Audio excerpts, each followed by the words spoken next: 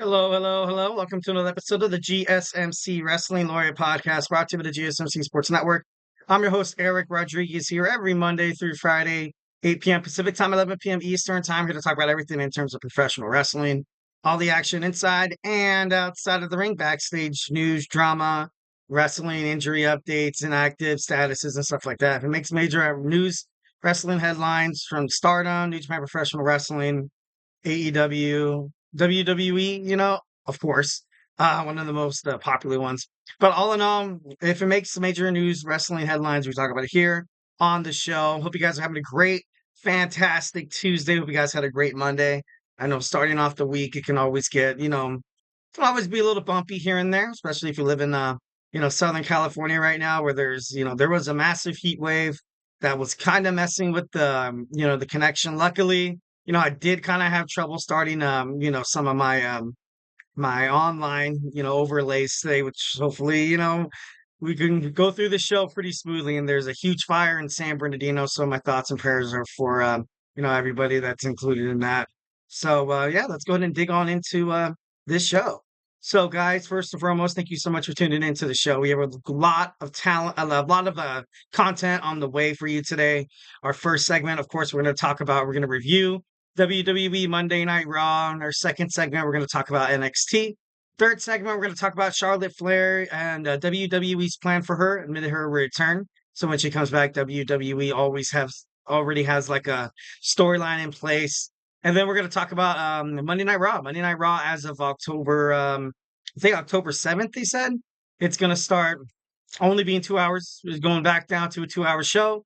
I want to talk about that a little bit and a couple of superstars that are probably it's going to be bad for them. Overall, I feel like it's going to be, not the end of their career, but they're not going to see a lot of time because obviously you lose an hour. That's an hour. You know what I mean? And in our fifth and final segment, something we do on every Tuesday, we jump into my wrestling DeLorean. I take you guys back in time on this day of September 10th. And we talk about just, major things that happened, in professional wrestling on this day. All right, so let's dig into that. But before we get into any of that, I want to remind you guys to use that super chat. Go ahead and use that super chat, whether if you have a burning question or just something you've been dying to get off your chest. Here at the GSMC Sports Network, we are 1,010% all ears. The show is all about keeping the conversation lively, making sure your voice is part of the mix. So don't be shy. Drop your thoughts in the chat. And if you really want to make sure your comment or question gets noticed, why not use that super chat? Just hit that $ below the chat box, and your message will be guaranteed to get featured on the show. Plus, it's a great way to support our channel, keep the lights on, so to speak, so you get even more awesome sports content that you guys love so much. Thank you guys, and we are 1,010% obviously grateful for each and every one of you guys who send in those super chats, those super stickers, because you guys are super awesome. So let's keep the conversation going. Let's keep it lively. Keep this party going. Let's get this party started, actually. And once again, if the super chat thing is not your thing, you can always hit up the GSMCpodcast.net, hit up the tips and donations link, and tell me what you like, tell me what you don't like. Give me some of your hot takes in terms of professional wrestling. Also, Superman Punch, that like a subscribe button to the show. Follow the show, follow the network here at the GSMC Sports Network. We do love a lot of peace, love, and positivity 1,010% of the time. But criticism is welcome as well. Feedback is a gift. 1,010%. We just want to make sure you guys are enjoying the show. All right, so let's jump on into our first segment. Like I said, I'm going to click on some things. Hopefully it works. But yeah, let's dig on into it. So WWE Monday Night Raw review. It was decent. It was a pretty decent Monday Night Raw. I think they are gearing up toward heading toward Netflix, and they're going to be, not sharing the spotlight on the USA Network with SmackDown because they're on different days.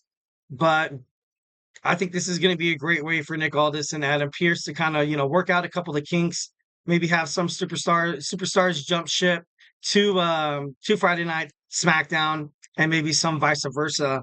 But man, Monday Night Raw, going to a 2 hour show, that's gonna be crazy. It already seems like they are overwhelmed with the talent they have already. Imagine trying to cut it down an hour. It's going to be interesting to find out what happens. First, we saw the American Made in a street fight against the Wyatt Sicks. I was upset because I wanted to see Uncle Howdy get into the ring and fight. Eventually, he did. it was a street fight, so obviously no disqualifications. The Wyatt Sicks were able to pick up the victory. Ivy Nile was the first one to step up. I thought that was kind of cool. Then you saw Nikki Cross come in with the attack. I, to be honest, I thought this was a decent spot. I thought it was a nice spot for the Wyatt Sicks. American made.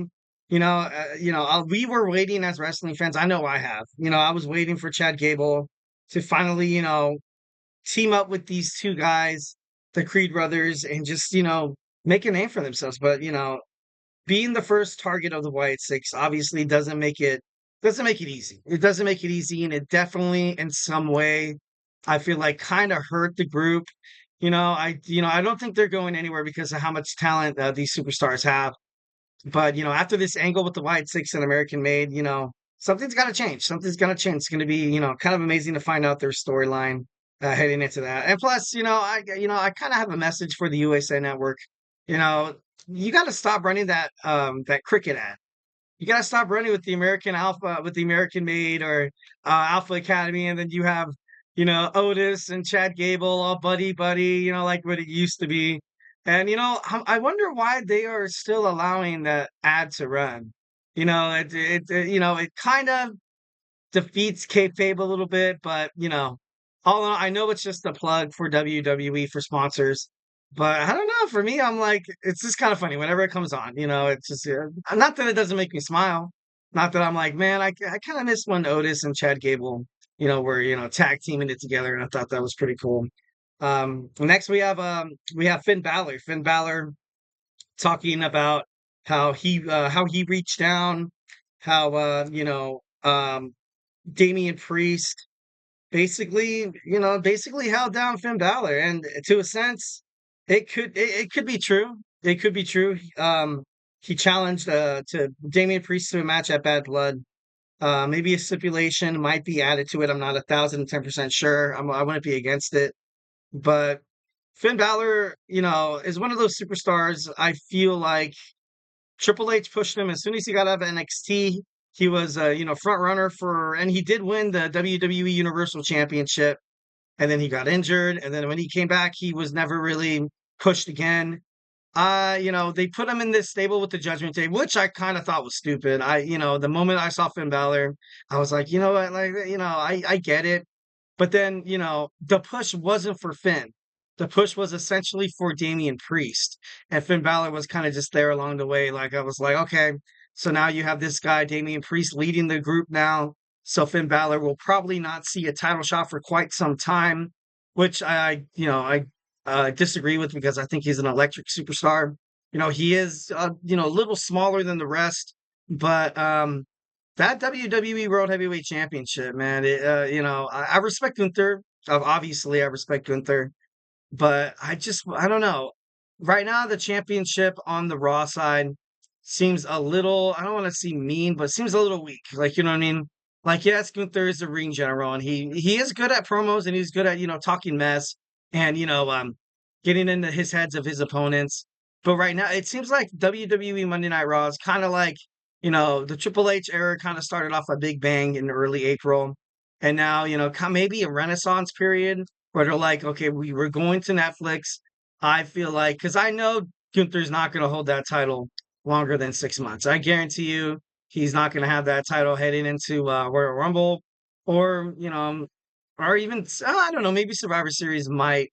He might. He just might. Because at this point, who on the Raw roster could dethrone him? Like, you have this Drew McIntyre and CM Punk thing going back and forth, back and forth. Um, I don't really see Drew going after the title.